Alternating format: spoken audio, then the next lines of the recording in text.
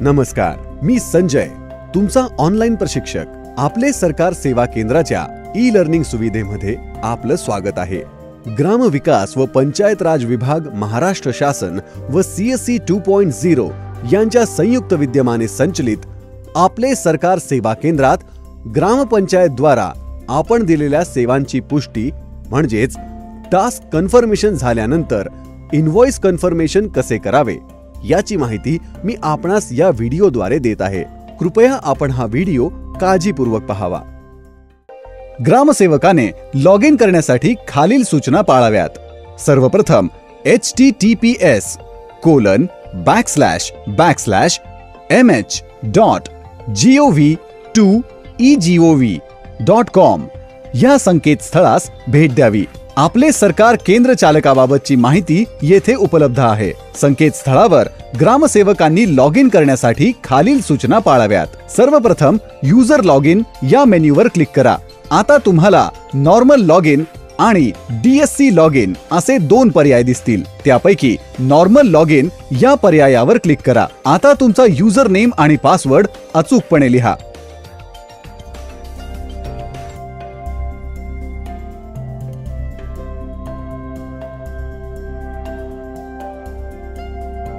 Log in या बटनावर click करा. जर तुम्हाला डिजिटल सिग्नेचर लॉग इन करायचे असेल तरच DSC लॉग इन हा पर्याय निवडावा व कृपया DSC लॉग इन या ट्रेनिंग मटेरियलचा वापर करावा. आता येथे केंद्र चालकाची फोटोसह प्राथमिक माहिती तुम्हाला दिसेल. तसेच केंद्र चालक कधी रुजू झाला याची तारीख आणि त्या संबंधीचे पत्र अलॉटमेंट इंटिमेशन लेटर सुद्धा दिसेल.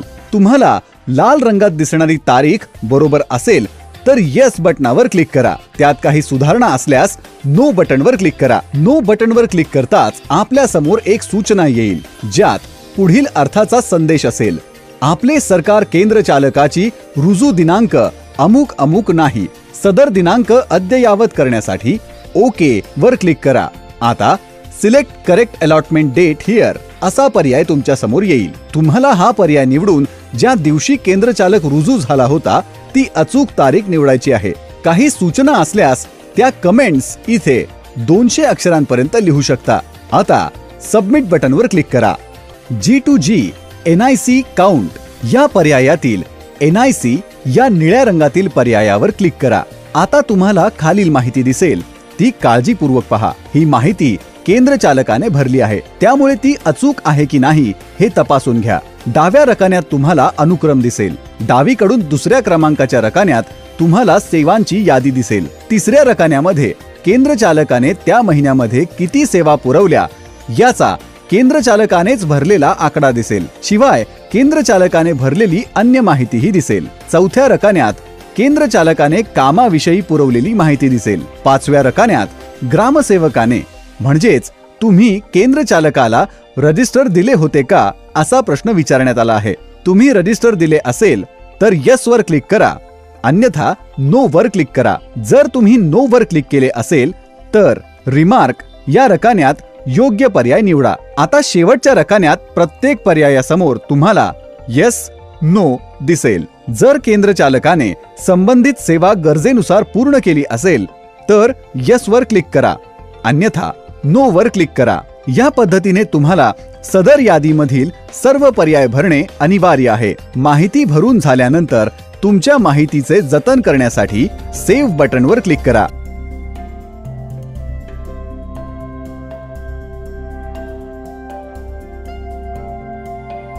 यानंतर G2G eGramSoft G2C 1-19 व इतर पर्यायामधील कामाची खात्री करून घ्यावी. अवेलेबिलिटी या रकान्यात केंद्र चालक किती दिवस उपस्थित होता याची तपशीलवार माहिती दिसेल. केंद्र चालकाची केंद्रातील उपस्थिती पाहण्यासाठी अवेलेबिलिटी या पर्यायासमोरील संख्येवर क्लिक करा.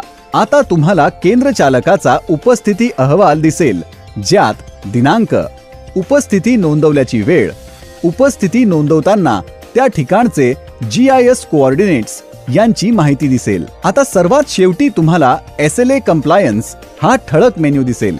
आपल्या केंद्रातील हार्डवेअर संदर्भातल्या तक्रारींचे निवारण झाले नसल्यास ती बाब आपल्याला इथे नोंदवायची आहे. सर्वप्रथम हार्डवेअर असा पर्याय आपल्याला दिसेल. याविषयी तक्रारींचे निवारण झाले नसल्यास त्यासमोरील चेकबॉक्स अनचेक करा. त्यानंतर ट्रेनिंग कंडक्टेड बाय ASSK-KC असा पर्याय आपल्याला दिसेल. केंद्र चालकाने सर्व प्रशिक्षण कार्यक्रम ठरल्याप्रमाणे घेतले नसल्यास त्यासमोरील चेकबॉक्स अनचेक करा. सर्वात शेवटी कन्झ्युमेबल्स अवेलेबिलिटी असा पर्याय आपल्याला दिसेल. यामध्ये रिम किंवा पेपर व टोनर ऑफ प्रिंटर असे 2 पर्याय दिसतील. जर आपल्या केंद्रामध्ये रिम किंवा पेपर उपलब्ध असल्यास येस पर्याय निवडावा, अन्यथा नो पर्याय निवडून ज्या दिनांकापासून ते ज्या दिनांकापर्यंत उपलब्ध नाही त्याचा तपशील द्यावा.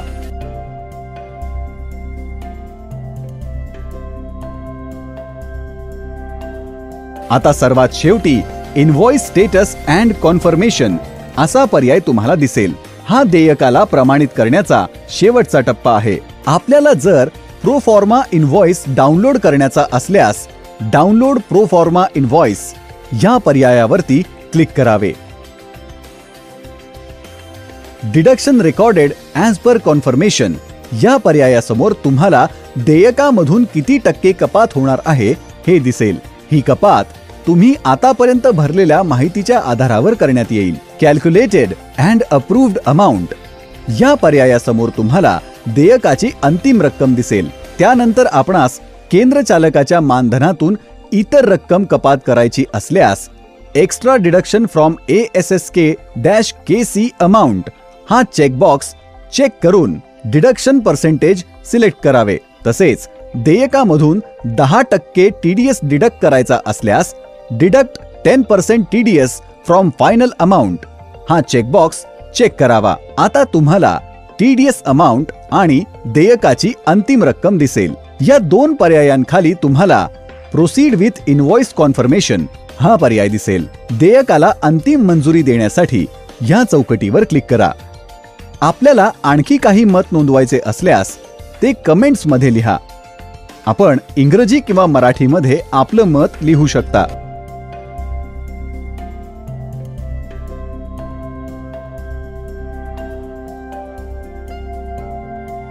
देयक प्रमाणित करण्यासाठी आणि जतन करण्यासाठी कन्फर्म इनव्हॉइस इथे क्लिक करा. आता तुम्ही भरलेली सर्व माहिती जतन करण्यात आली आहे. आता साइन कन्फर्मेशन लेटर या बटनवर क्लिक करावे. आता स्कॅन केलेले टास्क कन्फर्मेशन लेटर अपलोड करण्यासाठी अपलोड साइंड लेटर या बटनवर क्लिक करा.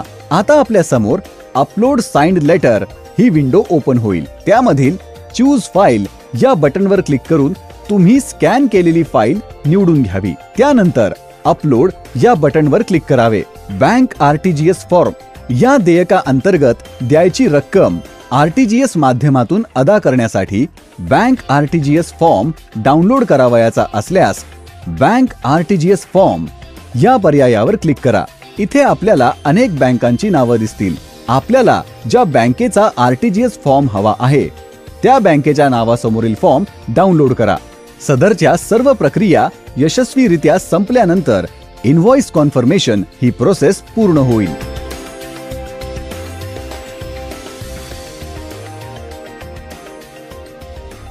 नमस्कार. इनव्हॉइस कन्फर्मेशन कसे करावे याची माहिती काळजीपूर्वक पाहिल्याबद्दल मी आपला आभारी आहे. इनव्हॉइस कन्फर्मेशन केल्यानंतर तुम्ही देयकाचा RTGS फॉर्म डाउनलोड केलेला असेलच. आपल्याला देय असलेली रक्कम बँकेद्वारे RTGS केल्यानंतर आपणास बँकेकडून UTR रिसिप्ट प्राप्त होईल. ही UTR रिसिप्ट कशी अपलोड करावी हे आता आपण पाहावे. बँकेतून RTGS द्वारे ASSK मानधन अदा केल्यानंतर बँकेतून प्राप्त होणारी पावती म्हणजेच UTR क्रमांकासह अपलोड करणे आवश्यक आहे. UTR अपलोड करण्यासाठी ट्रान्झॅक्शन या मेनूतील CSC पेमेंट कन्फर्मेशन या पर्यायावर क्लिक करा. ज्या महिन्याचा UTR अपलोड करायचा आहे तो महिना व वर्ष निवडा.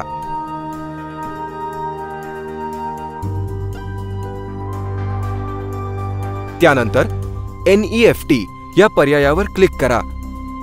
बँकेतून प्राप्त झालेला UTR क्रमांक अचूक नोंदवावा.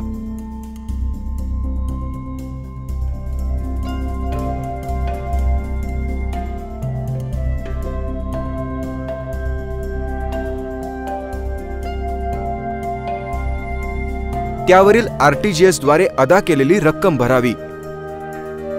बँकेतून प्राप्त पावती म्हणजेच UTR स्कॅन करून RTGS पावती या ठिकाणी अपलोड करावी.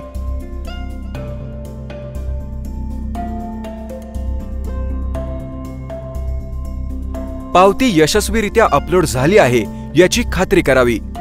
तसेच आपण भरलेली सर्व माहिती अचूक आहे याचीही खात्री करावी. त्यानंतर माहिती साठवण्यासाठी सबमिट या बटणावर क्लिक करावे. अशा प्रकारे संबंधित आपले सरकार सेवा केंद्राच्या देयकाची प्रक्रिया तुम्ही पूर्ण कराल. जेव्हा तुम्हाला पुढील महिन्याच्या मानधनाची अदायगी करावयाची असेल तेव्हा योग्य तो महिना व वर्ष निवडून सर्व प्रक्रिया व्हिडिओमध्ये दर्शवल्याप्रमाणे पूर्ण करावी.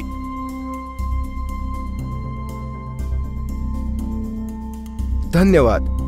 इनव्हॉइस कन्फर्मेशन कसे करावे व UTR रिसिप्ट कशी अपलोड करावी याची माहिती काळजीपूर्वक पाहिल्याबद्दल मी आपला आभारी आहे. या संदर्भात अधिक माहिती म्हणजेच ट्रेनिंग मटेरियल mh.gov.egov.com या संकेतस्थळावर आपल्या लॉग इन मध्ये उपलब्ध आहे. तसेच ही प्रशिक्षण सामुग्री म्हणजेच training material egov.connect mobile app व Android आणि iOS दोन्हीमध्ये उपलब्ध आहे. तसेच ही प्रशिक्षण सामुग्री म्हणजेच training material GOV connect app व Android आणि iOS दोन्हीमध्ये उपलब्ध आहे. धन्यवाद.